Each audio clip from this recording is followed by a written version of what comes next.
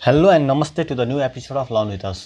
आजको भिडियोमा चाहिँ मैले तपाईहरुलाई इन्जिनियरिङ ड्रइङ फर्स्ट सेमिस्टरको इन्टरसेक्सनको एउटा क्वेशन लिएर आएको छु र क्वेशन तपाईको स्क्रिनमा देखाइएको छ।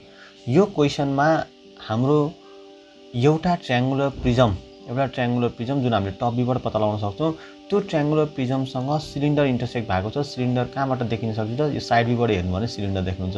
यो ट्रायंगुलर प्रिजम हो, भर्टिकल बसेको, यो होरिजन्टल बसेको के हो? सिलिन्डर हो। यो दुईटाको इन्टरसेक्सनमा बीचमा के कस्तो कर्व देखिन्छ र यसको कम्प्लिट अर्थोग्राफी कस्तो देखिन्छ भनेर हामीले गर्न गइरहेका छौं। र इन्टरसेक्सनको क्वेशन गर्दाखेरि तपाईहरुलाई क्वेशन सार्नुपर्ने पनि इम्पोर्टेन्ट हुन्छ।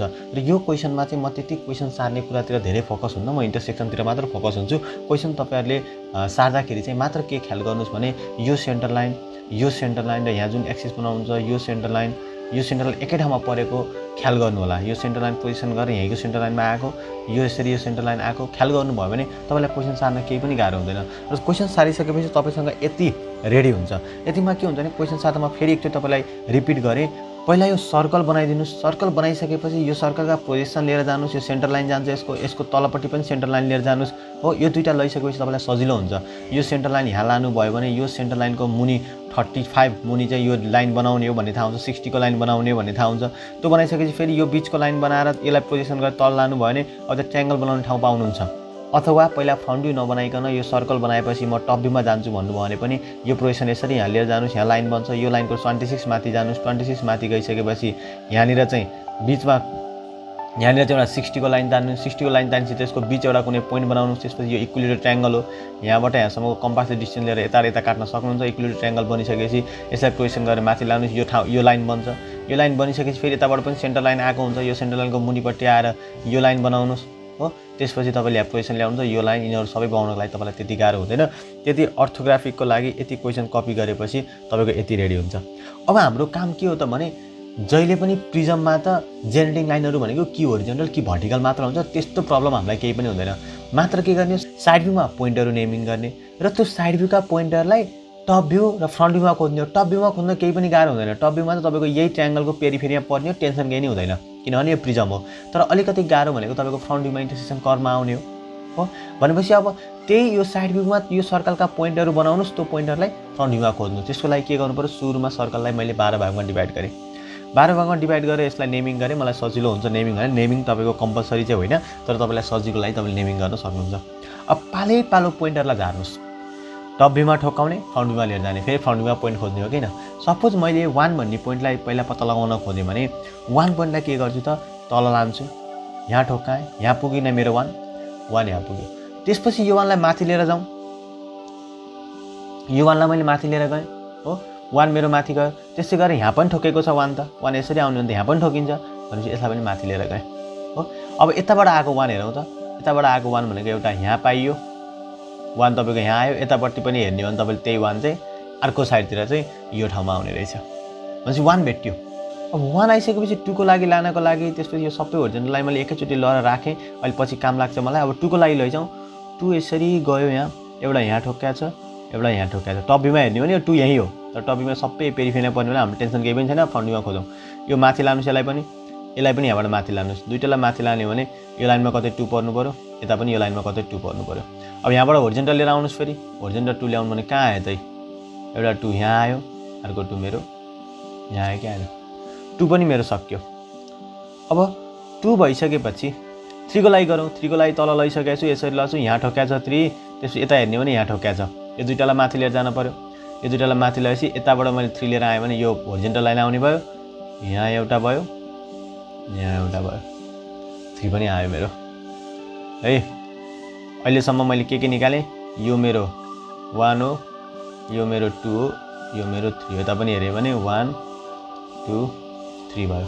अब 4 को लागि गरौँ। 4 को लागि पनि यहाँबाट यसरी आयो लाइन, यसरी गयो, यहाँ ठोकेको छ, यसलाई माथि लिएर गएँ। यता पनि हेऱ्यो भने यहाँ ठोकेको छ, यसलाई माथि लिएर गएँ। 4 यताबाट आयो तपाईको यसरी आयो भनेपछि 4 तपाईको कहाँ पर्यो? एउटा यहाँ पर्यो, यहाँ हेर्ने भने यहाँ पर्यो। 4 पनि मेरो आयो। है, अब यसमा चाहिँ तपाईको यसरी प्रिजम भएको हुनाले अरु क्वेशन गर्दाखेरि धेरै जस्तो प्रिजममा के हुन्छ, सिमेट्रिक हुन्छ, धेरै पोइन्ट निकाल्नु पर्छ। तर यसमा सबै 12 वटा पोइन्ट खोज्दै जानु होला। किन भन्दाखेरि यो अलिकति यहाँनिर चाहिँ फिगर अगाडि र पछाडि, यो तपाईले टप भ्यूमा हेर्नु भने अगाडि र पछाडि सिमेट्रिक देखिदैन। यो अगाडि आएको छ, यो पछाडि गएको छ। तर सबै पोइन्टहरु लोकेट गर्दा तपाईलाई बेस्ट हुन्छ। बिस्तारै जानु होला। है, 4 बाट गयो, मैले 4 को काम भ्याएँ। यता पनि मेरो 4 यहाँ थियो है। त्यसपछि 5 को लागि काम गरौँ। 5 यहाँबाट आयो, यसरी यहाँ ठोक्यो, हेर्नुहोस् त यहाँ र यहाँ ठोक्यो। 5 अझ भित्र आउने क्रम जारी नै छ। त्यसपछि 5 यता माथि गयो, यताबाट ल्याएको भए 5 मेरो यहाँ पर्ने रहेछ। सिमिलर केस तपाईँले यता गर्नुभयो, 5 यही लाइनमा आयो भनेपछि यहाँ तपाईँको 5 पर्ने रहेछ। यो तपाईँको के रहेछ त मेरो 5 पनि आयो। सिमिलर 6 लैजाउँ। 6 को लागि यहाँबाट यसरी लाइन आएको थियो, यसरी आयो, यहाँ ठोक्यो, यो पोइन्टमा ठोक्यो, यो पोइन्टलाई माथि लिएर गएँ मैले, माथि लिएर गएँ। 6 यताबाट आइरहेको छ, यहाँ आयो मेरो 6 यहाँ आयो, यता पनि यहाँ मेरो 6 आयो हो, यो मेरो 6 भयो। त्यस्तै गरेर 7 लिएर आउनु पर्यो भने 7 को लागि पहिल्यै गइसकेको हुन्छ, अर्थोग्राफी गर्दै गइसकेको हुन्छ। तपाईँको सुरुमा क्वेसन सार्दाखेरि यहाँबाट यहाँ ठोकेको छ, यहाँबाट माथि लिएर जानुभयो, यहाँबाट लिएर आउनु भने सिधा यो सेन्टर लाइन आएकै छ, 7 तपाईँको यहाँ आयो। सिमिलरली यता पनि 7 आउँछ हो। त्यस्तै गरेर अब 8, 9, 10, 11, 12 लानको लागि तपाईँलाई यो भर्टिकल लाइन त्यति टेन्सन हुँदैन, पहिला आइसकेको लाइनसँग मिल्छ, किनभने 8 को 6 सँग मिलिरहेछ, 9 को 5 सँग मिलिरहेछ, यसरी मिलेको हुन्छ। त्यही भएर अब यता होरिजेन्टल लाइन मात्र लानु बाँकी छ। 8 को लागि यहाँ गयो, 8 को लागि हेर्नुभयो भने तपाईँले यसरी यता गएको थियो, अगाडिको हो, यो 7 भन्दा साइडको लाइन हो, यो लाइन हो भनेपछि 8 यताबाट होरिजेन्टल यो आएछ, तपाईँको 8 यो भयो हो। 8 पनि पाउनुभयो। त्यसै गरी यहाँबाट जानुभयो भने 9 पनि पाउनुहुन्छ, 9 तपाईँको यतातिर आउँछ हो, यो अझ भित्रको एउटा स्टेप, एक स्टेप भित्रको लाइन। त्यसपछि तपाईँले 10 हेर्नु भने ट्याक्क यो माथिको आउँछ है, यो तपाईँको 8 आउँछ, यो तपाईँको 9 आउँछ, यो तपाईँको 10 आउँछ, यो 11 आउँछ, त्यसपछि यो तपाईँको 12 आउँछ। यसरी तपाईँले 1 देखि 12 सम्मलाई कुनै पनि दुईटा पोइन्ट हेर्नुहोस् त दोहोरिएको छैन कि यसमा, सिमेट्रिक भएको। पहिला अलि अर्कै टाइपको जुनमा चाहिँ टप भ्यू सिमेट्रिक हुने हो, टप भ्यू सिमेट्रिक हुने क्वेसन तपाईँले देख्नु भएको थियो भने त्यो 7वटा पोइन्टसँग 7वटा पोइन्ट अथवा अगाडिको र पछाडिको पोइन्ट चाहिँ कोइन्साइड हुनुहुन्थ्यो, यहाँ चाहिँ कोइन्साइड छैन, त्यही भएर अलिकति ख्याल गर्नु होला। यसरी पोइन्टहरू आइसकेपछि मेरो दुवै साइडतिर 12वटा पोइन्ट आयो। अब जोड्ने कसरी त भन्ने कुरा हुन्छ। अब जोड्दाखेरि एउटा कुरा के ख्याल गर्नुहोस् भने तपाईँको यसमा एउटा हाफ, योभन्दा यतातिरको हाफ चाहिँ अगाडि आएर ठोकेको छ, यो अगाडि आएर ठोकेको छ, हेर्नुहोस् है। त्यसपछि यो सेन्टर लाइन भन्दा यतातिरको यो हाफ चाहिँ पछाडिपट्टि ठोकेको छ। अगाडिबाट हेर्दाखेरि यो भाग पछाडि छ अनि यो सेन्टर लाइनबाट यो भाग अगाडि छ भनेपछि यो तपाईको वास्तवमा यताबाट हेरेको चीज हो। वास्तवमा यो भनेको तपाईको अहिले फर्स्ट एंगल पोजिसनमा गइराछ, यो भनेको तपाईको के हो, लेफ्ट भ्यू हो, लेफ्ट साइड भ्यू हो। भनेपछि लेफ्ट साइड भ्यूबाट हेर्दाखेरि यो तपाईको अगाडि पर्यो नि त, यो तपाईको अगाडि पर्छ, यो भाग यहाँ ठोकेको पनि हेर्न सक्नुहुन्छ, यहाँ अगाडि भइराछ।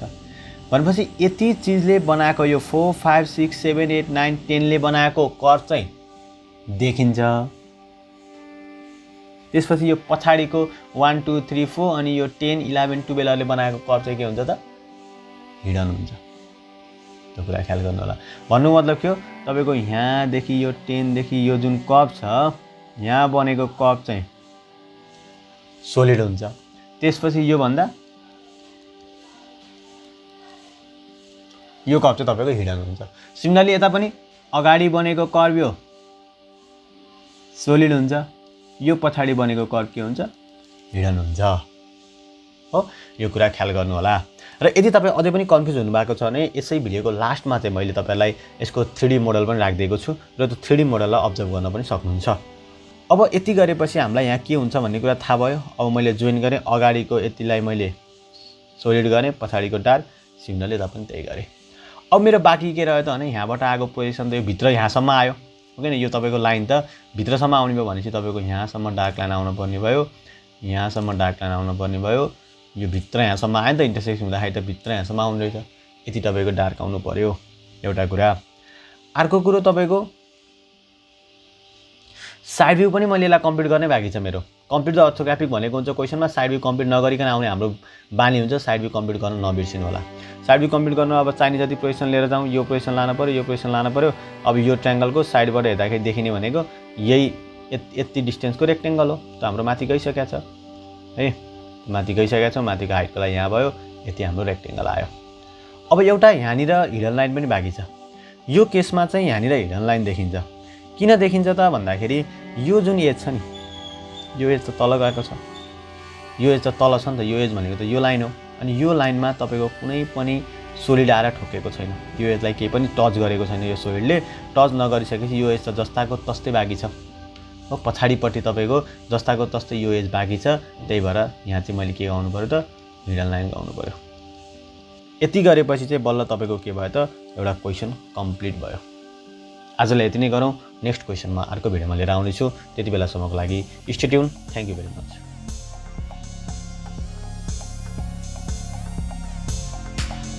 यसरी तपाईँको ट्रायङ्गुलर प्रिजम र सिलिन्डर चाहिँ इन्टरसेक्ट भएको छ। यसमा तपाईँले हेर्न सक्नुहुन्छ, यो अगाडिको प्लेनमा हेर्नुहोस् त, यो सिलिन्डरको सर्टेन भाग चाहिँ अगाडि, यो कर्भ सर्टेन अगाडि छ हो, यति अगाडि छ। पछाडि चाहिँ अलिकति बाहिर परेको छ नि। भनेपछि यसरी हेर्दा त अगाडिको कर्भ देखिए पनि पछाडिको कर्भ देखिन्न। त्यसपछि सँगसँगै यो एज जुन छ तपाईँको, यो एज हेर्न सक्नुहुन्छ, यो एज पनि तपाईँको के भएको त, छेकेको। त्यति सिलिन्डरको भागमा त्यो एज छेकेको छ कि छैन हो, त्यही कुरा त्यहाँ देखाइएको हो।